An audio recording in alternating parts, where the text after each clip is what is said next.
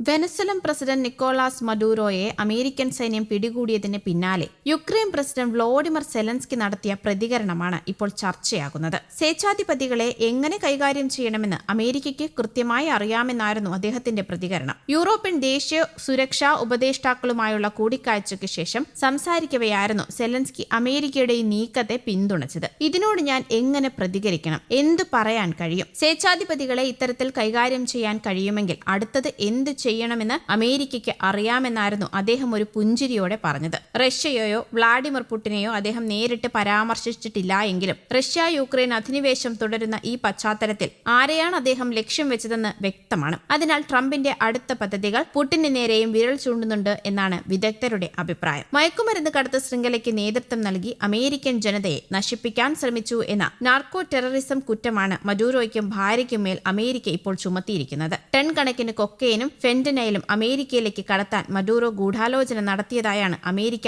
ആരോപിക്കുന്നത്. നിലവിൽ കസ്റ്റഡിയിലുള്ള മഡൂറോയെ തിങ്കളാഴ്ച മാൻഹാട്ടൻ ഫെഡറൽ കോടതിയിൽ ഹാജരാക്കുമെന്നാണ് കരുതപ്പെടുന്നത്. മഡൂറോയെ ബന്ദിയാക്കിയ അമേരിക്കൻ സൈനിക നടപടിയെ രൂക്ഷമായാണ് റഷ്യ വിമർശിച്ചത്. അമേരിക്കയുടെ ഈ നീക്കം അംഗീകരിക്കാനാവില്ലെന്നും അന്താരാഷ്ട്ര നിയമങ്ങളുടെ നഗ്നമായ ലംഘനമാണെന്നും റഷ്യൻ വിദേശകാര്യ മന്ത്രാലയം പ്രസ്താവന ഇറക്കി. വെനസ്വലയുടെ പരമാധികാരം സംരക്ഷിക്കാനുള്ള ഭരണകൂടത്തിന്റെ പോരാട്ടത്തിന് പൂർണ്ണ പിന്തുണയും റഷ്യ പ്രഖ്യാപിച്ചിരുന്നു. പുറത്തുനിന്നുള്ള സൈനിക ഇടപെടലിലൂടെ ഒരു രാജ്യത്തിന്റെ വിധി നിർണ്ണയിക്കാൻ ആർക്കും അവകാശമില്ലെന്നും വ്യക്തമാക്കി. സംഘർഷം കൂടുതൽ വഷളാകാതെ ചർച്ചകളിലൂടെ പ്രശ്നപരിഹാരം കണ്ടെത്തണമെന്നും മേഖലയിൽ സമാധാനം ഉറപ്പാക്കാൻ ഐക്യരാഷ്ട്രസഭ അടിയന്തരമായി ഇടപെടണമെന്നാണ് റഷ്യ ആവശ്യപ്പെട്ടിരിക്കുന്നത്. അതേസമയം അമേരിക്കയുടെ നടപടിക്കെതിരെ രാജ്യത്തിനകത്തു തന്നെ വിമർശനങ്ങൾ ഉയരുന്നുണ്ട്. നടപടിക്കെതിരെ വിമർശനവുമായി US മുൻ വൈസ് പ്രസിഡന്റ് കമല ഹാരിസും രംഗത്തെത്തിയിരുന്നു. അമേരിക്കൻ ജനത ഇത് ആഗ്രഹിക്കുന്നില്ല എന്നും സൈനികരെ ട്രംപ് അപകടത്തിലേക്ക് വലിച്ചിഴയ്ക്കുകയാണെന്നും കമല ഹാരിസ് പ്രതികരിച്ചു. മയക്കുമരുന്നിനെ കുറിച്ചുള്ള ആശങ്കകളല്ല, മറിച്ച് എണ്ണയ്ക്കുമേലുള്ള താൽപര്യങ്ങളാണ് മഡൂറയ്ക്കെതിരായ ഓപ്പറേഷന് പിന്നിലെന്നും കമല വിമർശിച്ചിട്ടുണ്ട്.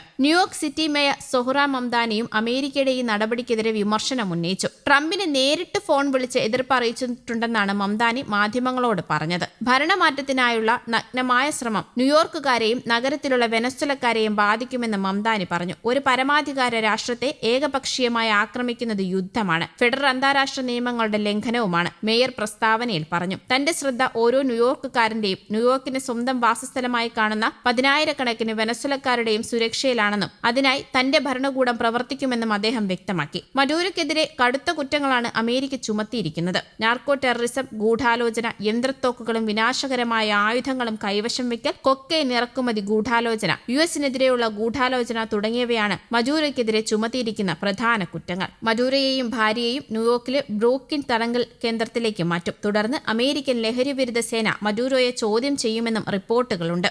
News desk, Kerala Kaumudi.